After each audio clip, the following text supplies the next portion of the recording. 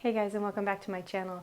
Today we're going to be working on a pattern that we started in our last video. In our last video we made a beautiful slip from 1939 and we made it to accommodate some of the patterns I have in my stash from the 1930s and the 1940s. Today I wanted to go ahead and make one of the dresses from that stash. This is a Hollywood pattern, pattern 1382. It's a Madeline Carroll pattern.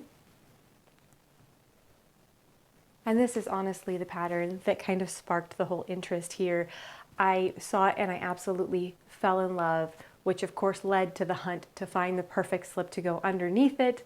And then as I was going through the fabrics that I already had on hand, I found an end of bolt clearance fabric that I had purchased not too long ago during the summer clearance sale, and everything came together. And not only is it all coming together in these patterns for me and in the opportunity to make this pattern that I really am excited to make, but I get to make it to wear to a tea party. And we've got just 1 week to get this done and looking snazzy because there is an appointment at the tea house. So this is going to be the over frock, and I, as I said, do have a clearance fabric to make this with. It's not quite a cotton voile, which actually would have been listed in the fabric suggestions from this pattern, but it's very similar. It's probably because it's a modern cloth, it's probably a cotton and rayon or a cotton and polyester, but it lays very similarly to the cotton voiles, even those that you can still purchase today. It's very light. It's just a little bit sheer the way those fabrics would have been, and yet it does have just a little bit of substantial weight to it, which allows it to hold up to the printed pattern that it has on it. The fabric I have is just the lightest shade of lilac, and it has a beautiful floral print up over the top of it, actually quite similar to the dress that is modeled here on the cover. And just like the model on the cover, we will have the perfect slip to go under that frock. Now, this is a size 16. It is a 34 bust and a 37 hip. I do have a slightly larger frame, so I will be cutting this pattern with a bit of seam allowance added to the skirt. Now, the top of the pattern does have a blousey top, and so I'm hoping I can get away with leaving that one pretty much as is, but we will be adding just a little bit to accommodate it, as 1930s and 1940s patterns were a bit more form-fitted through the hip area, creating almost like a mermaid feel on the skirts. Not quite that tight, but it is going to be quite a bit closer through the hip area and the thigh area than some of those other garments that we've made from the 50s and 60s. So I'm very, very excited about this make. I am hoping against hope I've got enough fabric in this offcut to make this work. And if not, we will dive into the stash to see if we can find something else. All right, guys, let's get stitching and get a beautiful frock made to go to tea. All right, my dears, I do have all of the pieces for the pattern cut out here. I have the skirt pieces laid out here. I have the blouse pieces here and the belt and the interfacing for the top of the blouse here. I've got my handy dandy instructions, and now for this particular pattern, it is just a very thin two-sided sheet of instructions. You can see the front side is just how to lay the pattern out on your material if you are using different sizes of fabric, selvages, and so forth. And then this side here, the second side, are the sewing instructions. It's not terribly in depth, but I did read through them already, and I do think they're pretty darn good instructions if I'm being honest. Now, there are a few things in this pattern that are a little bit different than the way I would normally assemble a garment. So I think it may be a game time decision. One of those items is how the skirt is sewn onto the blouse. They recommend folding the top of the skirt under, pressing it, and then top stitching it over the top of the blouse, which is a little bit different than I have put garments together in the past. And I haven't really seen a garment in my vintage patterns that has been recommended to be put together this way before, because it would be a very visible stitch line. I'm not sure if this is because they know you are going to be covering that with a belt or with a cummerbund sash. In our case, we're going to be using the belt for the T-frock. But I think I may really take a look at that and see, is that something that's necessary for the integrity of the garment, or can I put this on more traditionally where the stitching is hidden inside, just in case the belt slips up or down, you're not seeing those unsightly stitches there. But otherwise, I am going to try my very best to follow the instructions exactly. Instead of working from what I know about garment construction and so forth, I'd like to try walking through each step as they are written out to see the differences in the way I would put it together and how the pattern itself puts it together, in hopes that maybe I learn a little something new.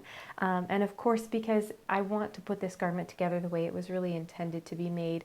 And a lot of what I know about garment construction is modern garment construction. And so I am interested in learning and adding to my repertoire and learning different techniques that were more common in previous decades of sewing. Okay, my dears, according to our instructions, we do have one dart to place here on our back piece for our bodice. It's going to be up toward the neck and it's going to help shape the shoulders. The other area that we do need to worry about are the pleats, I guess for lack of a better way, but the folds that are going to be in the front portion of the bodice where they come together. So one thing I really love about vintage patterns is that the patterns come perforated. They come with like little holes, and in the instructions too, it's what they used because there wasn't any writing on these patterns. You know, it says bring small zeros to large zeros, or you know, line up 1/8 inch along zeros and seams. And the reason that I have found I really like it is exactly what I'm doing right now, which is I don't have to bend the pattern constantly to mark everywhere I need to sew, or all of the areas I need to meet my pleats on. I can just draw right through them. They've done that for me. So it's, for me, I really like this aspect of older vintage patterns. It is very handy, and I can come right through on those with my chalk pencil, and I can know exactly where I'm supposed to be lining everything up, which I really think is very handy. So I have the darts and the pleats marked for our back bodice and our front bodice. I'm going to go ahead and, I think for the pleats on the front, I'm going to go ahead and iron them into place and then pin them. And then for this back dart, I will go ahead and mark it. Now, this is not a traditional dart mark where they say follow, you know, the 3 dots that come to a point. They have 3 straight dots, and they just want you to start at 1/8 of an inch and come down to nothing at the very last point. These here on the front of our bodice are going to be folded, and you're going to be meeting the large dots with these small dots, and those are going to be creating that lovely pleat that's going to shape the neck. So let's get to pinning and stitching those. All right, my dears, I was just going back through the instructions, looking at what we were going to be doing next now that we've got the front basted and so forth. And I did jump ahead just a little bit to kind of see where we were headed. I feel that that can really help me instead of just doing individual things at a time. Sometimes I'll read the next thing as well as what comes below it, just so I have an idea of how what I'm doing next is going to be lining up. I had originally thought when reading through these instructions that this was optional if you were going to put like a back buttons or zipper, etc. in. Now that I'm looking at it, I don't think this is in order to get into the dress. This is just an aspect of the dress. It is a design choice, and it is putting this facing in through the neck on the back, down the back, and then flipping this interfacing inside out and putting a single button at the top, which would go right up here. So the whole back of the dress would be open. So even though this is coming up pretty high, it's got a fairly modest look. It's actually got an open back. Now, I think this could be a really beautiful look. It could kind of add a little bit of interest. When I cut this pattern out, I did place the back on a fold line. So currently the piece of fabric I have is solid. So in order to do this, I would need to cut the back open. And I'm just kind of at a standstill here because I'm not sure if I want the entire back of the dress to be open. While I think it is pretty, I'm just wondering if I'm going to like it once it's on. I think I would really like it if maybe the underslip was a little bit more fitted, etc. But I'm not sure I want that peekaboo effect. So I think I might stop here for this section and then kind of put the skirt together and see how I'm feeling about things.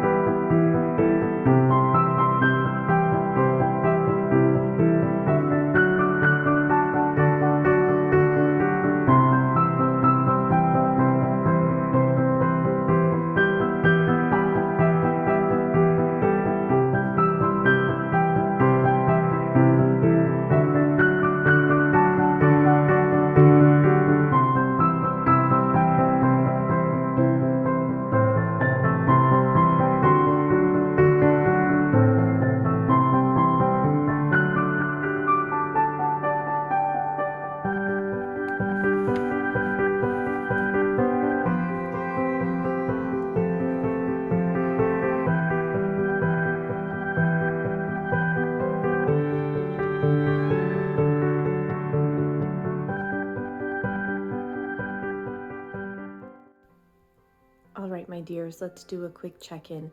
I have completed the bodice and did the gathering under the bust. The waistband of the bodice was a little bit large across the back too, and so I have done just the tiniest bit of a gather across the back so I can ease the bodice into the waistband of the skirt. And so I simply need to attach the bodice to the skirt and add the zipper, add the hem at the bottom of the skirt, and finish the belt that I have started here. After we get that, we will be ready to go. Let's get this last little bit knocked out.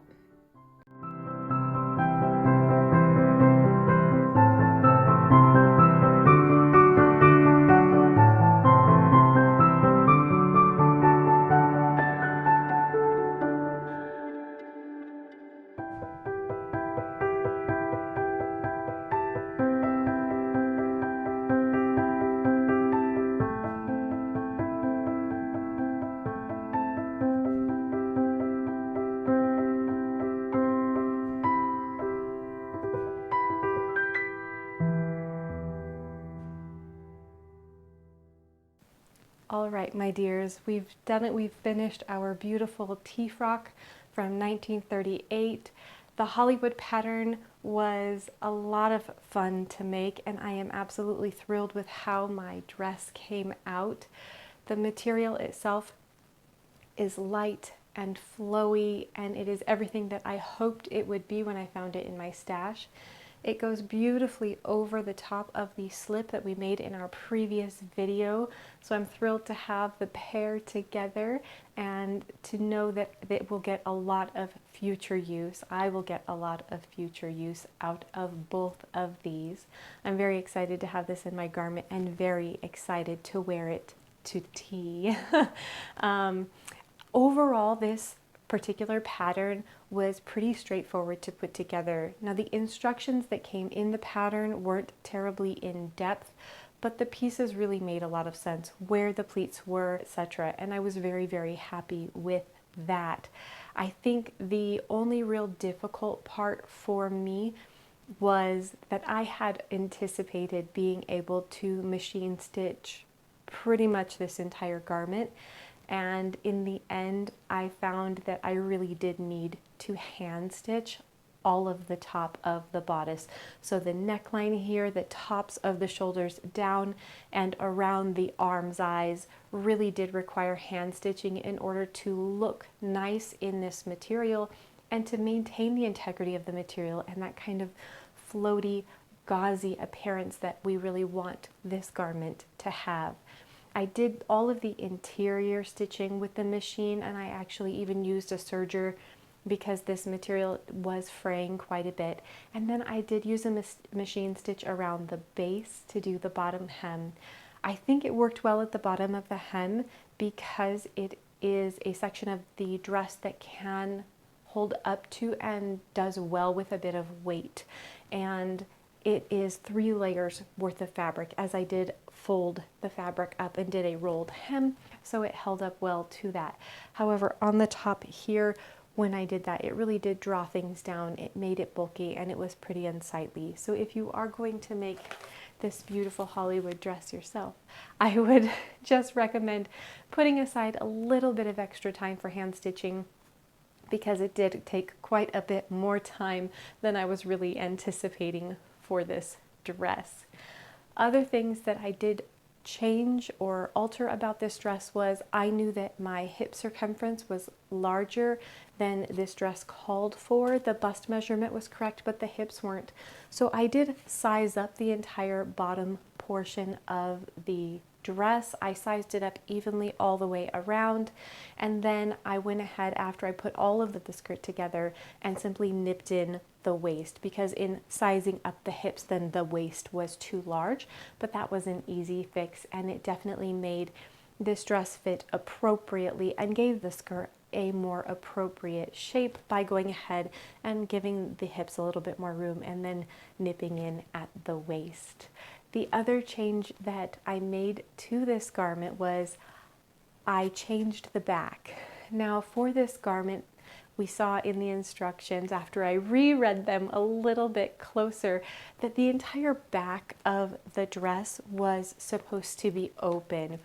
It was supposed to kind of touch at the bottom where it met with the skirt and then be completely open and then just close with the button in the back. And that would have been acceptable, of course, because you do have your lovely slip on underneath, which we made in the last video. I wasn't sure that was really the look I was going for, and when I cut the bodice out, I did cut it out in one solid piece. I did for a moment consider following the pattern exactly and cutting it in half, but I just decided that really wasn't the look I wanted. I did, however, want to stay true to the time period, and I wanted to make sure that I did have a large enough opening to get my head through, which is one of the reasons I think they did have the button the way it was. And so what I did was I did a placket insert in the back, which allowed there to be kind of a keyhole opening. And so it still has the button here at the top and it has that keyhole, but it doesn't drop all the way down to my waist, and that makes me a little bit more comfortable, and I think it is still period appropriate. Overall, very happy with this make. Very excited to have a new beautiful frock to wear over the top of my new beautiful slip. And I'm also very, very thrilled that I snuck this one in at the end of the summer while we still have a few hot days left. In the upcoming weeks, we've got quite a bit of chilly days and some rain headed our way. So I know that a beautiful dress like this in the future may get stuffed underneath the coat or even put aside until spring. So I'm excited to get to wear it before I have to tuck it away. If you guys liked this video, if you like vintage patterns and costume making, please hit that like and subscribe button. If there are any patterns or periods that you would like to see garments made from, please leave a comment below. I would love to hear from you, and of course it always helps the YouTube algorithm. So I hope to hear from you guys soon. I would love to have you on my journey if you are new, and I look forward to some upcoming fall inspired videos in the next few weeks. Thank you guys so much for joining me today. Bye guys.